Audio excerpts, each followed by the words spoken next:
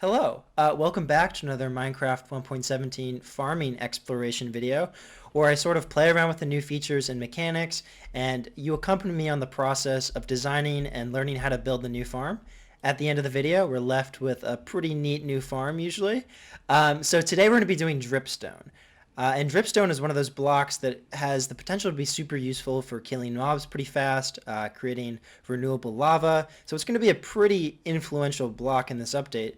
So let's figure out how to farm it, shall we? Alright, so there's a few things we can get started with when we're talking about Dripstone here. The first is it's probably the thuddiest block in the game. Let's give it a listen. It's actually very satisfying. And the second is Dripstone does dripping. That's one of its core features here. So if you don't put any water or anything above Dripstone, it doesn't drip, so that's fucking lame. We're not going to be dealing with a non-dripping Dripstone. Thud. But if you do put water above it, you notice that it's dripping. Same with lava. And if water's above Dripstone, if we speed up the random ticks of the game here, this is kind of hard to type in this angle. If we speed up the random ticks, you can see that as it begins to drip, items, or the dripstones go in this direction, stalactites or stalagmites, I'm not sure, will begin to form. So we're going to be taking advantage of this mechanic because that's going to make this farm quite a bit more efficient. Another important mechanic to note is we can actually harvest dripstone with a piston. Not sure why I put it on that level. But if we do something like this here, and we knock the dripstone down, you can see that it does drop an item form down there, which is going to be super important because we can automate this process with flying machines. You can see, I'm going to need you to grow, dog. You can see that that also works, and we got the item. Actually, the animation's a little delayed there. Anyway, we're going to be taking advantage of this feature. Alright, so I've been futzing around with the farm concept over here, and I think the general idea is we have a basic flying machine on the floor. We're going to have one on the ceiling. The flying machine on the floor is going to be released a significant amount of time after the one on the ceiling, and the one on the ceiling is going to knock over all the dripstone up here. They're going to fall down. And the one on the ground is going to knock over any that have grown on the floor, and it's going to sort of collect the items as it goes and continuously push them until it gets to a water stream on the opposite side, and it's going to push all of the dripstone into this water stream, and then it's going to come back and do the same, and so all of the dripstone will end up in these water streams, and that's about it. Oh, also, moss block. What's neat about the moss block is slime does not stick to it, which is incredibly fucking useful because we need something for this dripstone to be able to grow on that this flying machine slime's not going to try to grab onto. And luckily we happen to have just built a moss farm over there, so this is a block we can get renewably. We could also use melons or a few other non-stickable blocks, but this also has the aesthetic of being very 1.17. Alright, I basically cloned the flying machine on top. We're going to use both of these pistons to send the flying machines out. These pistons are going to go forward, and that's going to cause the observer to update and the flying machine is going to be launched. Same for these pistons. I couldn't mount them on top because of the dripstone, and if I had mounted them sort of sideways like I did down here below, that it wouldn't have been able to properly QC power the pistons, so I had to mount them below, which looks a bit shit, I know. Another thing to note is we're going to have to replace the end blocks here with any other block. Let's use blackstone because it looks badass, because otherwise it would stick to the glass. So now I think we're just going to sort of build this farm up. Theoretically, I would want to build this as long as possible, but for the sake of this video I will not be doing that. I'll just be building it to a sufficient length. So let's do that now.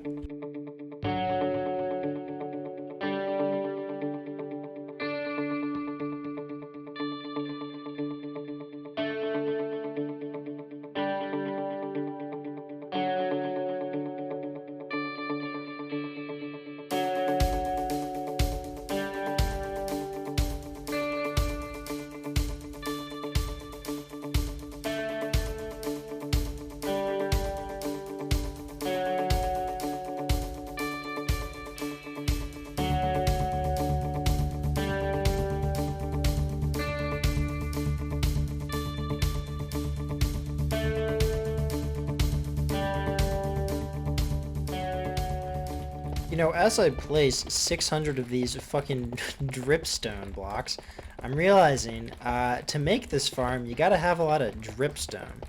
So I think in survival, how it's probably going to be done is you're going to build part of the farm, and most of the ceiling is going to be empty of dripstone, and then gradually you're going to be able to build out the farm. So that's kind of unfortunate. Also, I'm going for a more aesthetic line here. I'm going to show you how I'm going to do the circuits in a second, but we've pretty much completed the majority of this farm so far, so I'll get back to you when we do. Alright, what's good? Welcome back to this super cool looking farm, actually.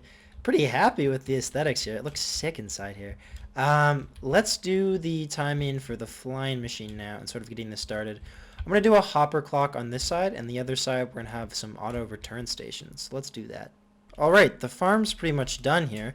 As you can see, when the flying machine gets to the other side, this observer detects it and it sends a signal which updates both observers that kick the machines off. The, what do you call these? The dripstones. That's not it. Dripstone makes its way, pointed dripstone makes its way into our collection system, which we have yet to build. And then it arrives back here where we have a double length etho hopper clock. So basically I'm just doubling the time because every time this observer gets updated, it's going to pull this observer over here. So because when the observer is retracted, it doesn't fire in time to update that repeater. It only launches the flying machine every other time this moves, so it's double the time of a hopper clock, which is like 4 minutes or whatnot. I'm not sure if that's realistically going to be enough time. We might have to make that even longer. Yeah, that's definitely not enough time. Technically it doesn't matter because really when the flying machines are flying, it's very unlikely that the random tick will select that block to stop it from growing. So this thing could really just be running continuously, but it doesn't look as cool. So we're not going to be doing that.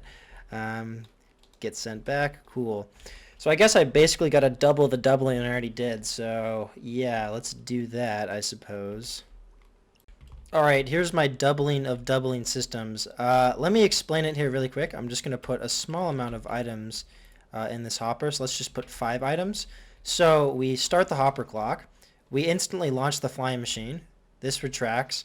And as you can see, this takes quad the amount of time as a normal hopper clock because these don't power on the retractions. See, they miss powering the block.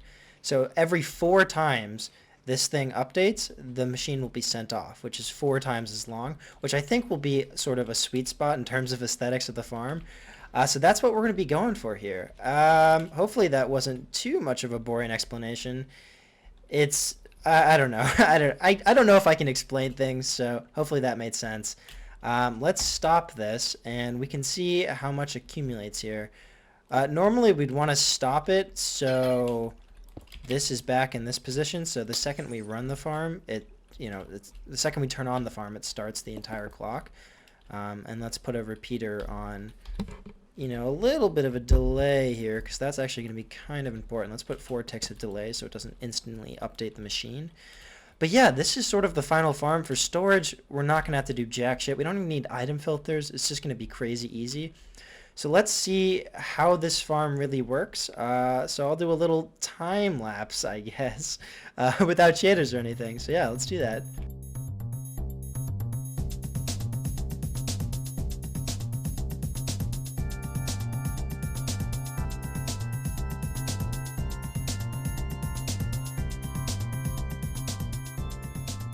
Wow, the ambiance here is fantastic.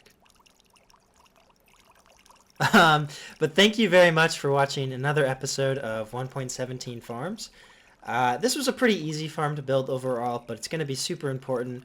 I hope you enjoyed. If you did, make sure to like and subscribe, and I'll see you in the next one. Thank you.